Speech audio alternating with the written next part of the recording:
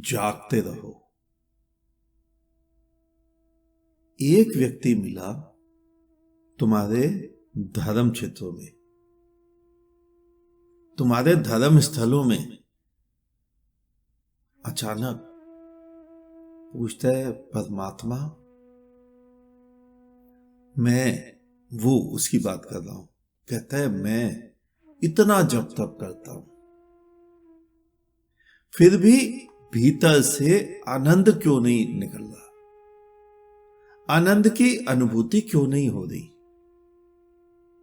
वो जो शब्द है सच्चिदानंद, वो सारभूत क्यों नहीं हो रहा, वो क्यों नहीं घट रहा।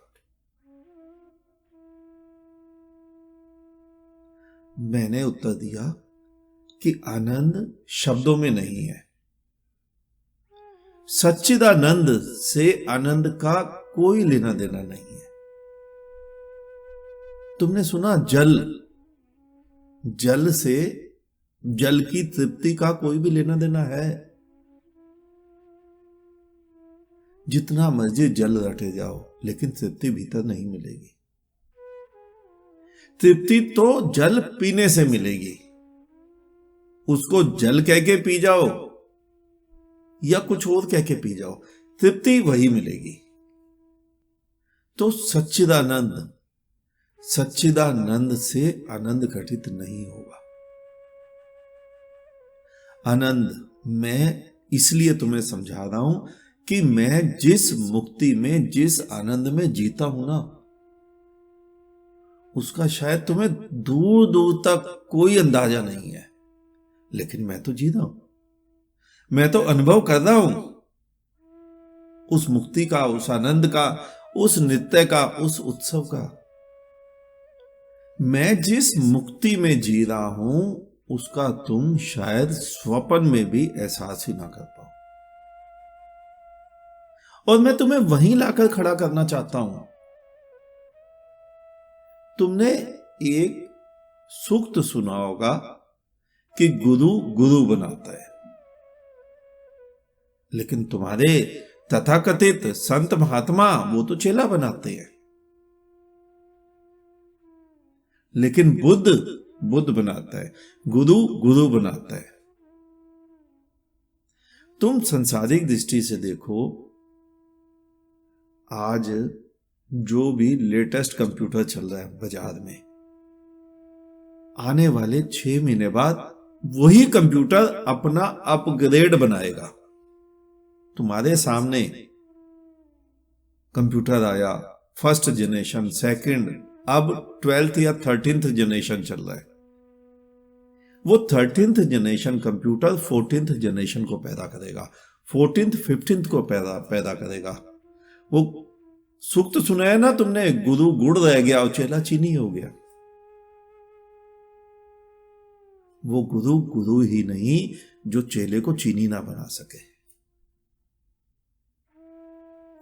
तुम जिनके पास जाते हो वो तुम्हें आज तक सुखी नहीं कर पाए।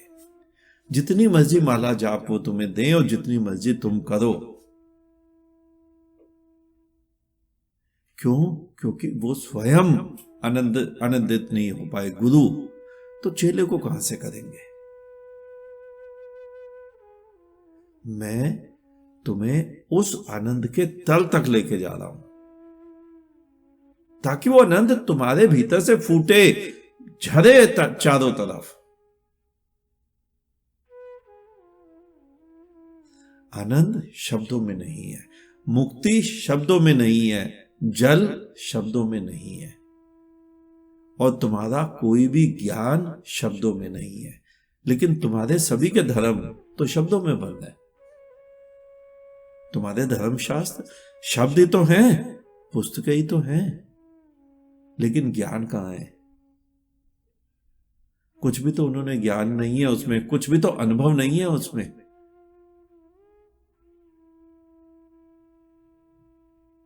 तुम्हारा सभी का धर्म शब्दों में बंद है, और मुक्ति, आनंद, तृप्ति,